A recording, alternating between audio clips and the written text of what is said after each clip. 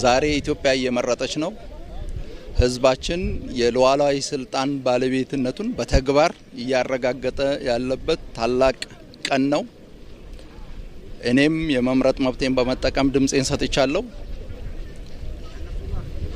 መራጩ ህዝብ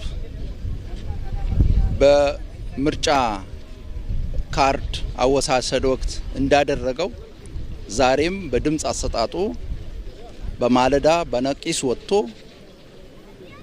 ህገ መንግስታዊ የሆነውን የመምረጥ መብቱን በአግባቡ እየተጠቀመ ይገኛል።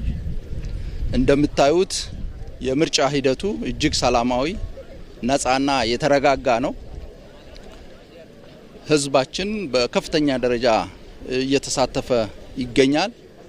ይሄ ከፍተኛ የምርጫ ተሳትፎ የዜጎቻችንን የፖለቲካ ንቃተ ህልና እድገትና ለዲሞክራሲ ስርዓት ግንባታ ያላቸውን ቁርጠኝነት በግልጽ የሚያሳይ ነው።